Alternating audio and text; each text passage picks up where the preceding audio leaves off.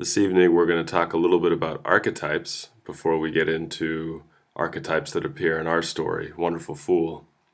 Hopefully by now you've all read the chapter I gave you called One Story from How to Read Literature Like a Professor. I want to cover some key points that he wrote about. His initial assertion was that there is only one story, and this might be a little bit shocking, and of course I think every one of us thought to ourselves, well, no, there's not. I know a dozen different stories. And I think we're both right. I think he's right, and I think you're right. Basically, he kind of took the easy way out, and he was talking about the story of what it means to be human. And every other story kind of can fall underneath that. And I think you've seen that time and again in the different units that we've gone over. And we always talk about kind of what does it mean to be human. I'm sure you're sick of it by now. His second assertion is that we all stand upon the shoulders of giants. And I think this is true. We're all influenced by what has come before us. Everything that you and I have ever read, anything that we've watched, any story we've ever listened to, we are influenced by that. And while we might not be stealing other people's ideas, we're certainly maybe incorporating some of those ideas into our new creative original piece. So that is to say, it's not plagiarism. It's more akin to a literary illusion, and the reminder, the very fact that we think about kind of the previous stories, it brings depth. It adds depth. It also kind of creates or causes us to hear echoes of the other works. Another big word that he threw out there was the idea of intertextuality. And this is the connectedness of literature. The idea that all of the ideas are connected in some way. Similar ideas that are found in other works, things that you've encountered before. And you, perhaps as you're reading, or even watching a movie for that matter, you might think to yourself, oh, I've seen this somewhere before. This kind of reminds me of such and such. Which brings us then to the idea of the archetype. And Foster kind of defines the archetype as a pattern. And we all know what a pattern is, right? It's a recurring or repeating thing.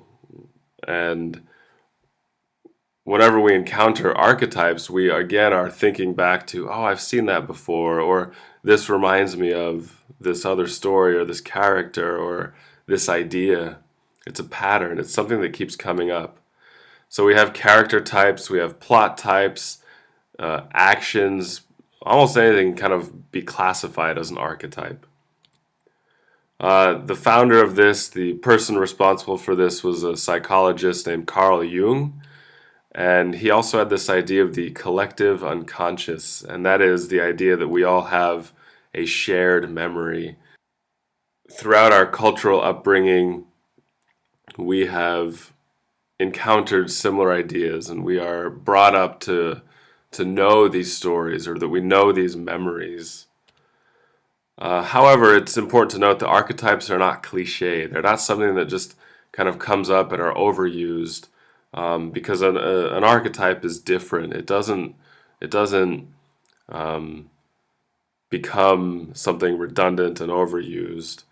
It's not even the same as a stock character. I know we've talked about stock characters before. You have kind of perhaps your dumb jock or your wise old man or what have you.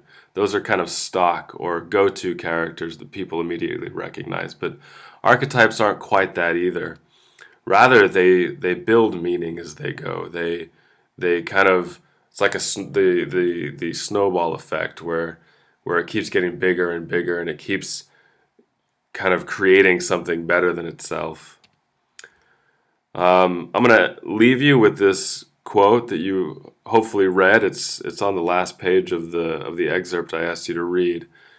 Foster says, "Those stories, myth, archetype, religious narrative, the great body of literature, are always with us, always in us.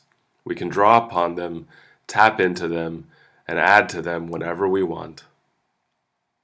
So hopefully now that you're duly inspired, you have a few more things to do for homework. The first of which is I want you to click on the link at the end of this video, and that'll take you to a TED Talk called What Makes a Hero. It's only about 4 minutes long. And I want you to come to class tomorrow prepared to talk about, one, the various stories that you've encountered that follow Joseph Campbell's idea of the hero's journey, and two, if you think the character in our current novel, Gaston, follows this cycle. And you'll know what I mean about when I talk about this cycle, the hero's journey. So, looking forward to it. Thanks for watching.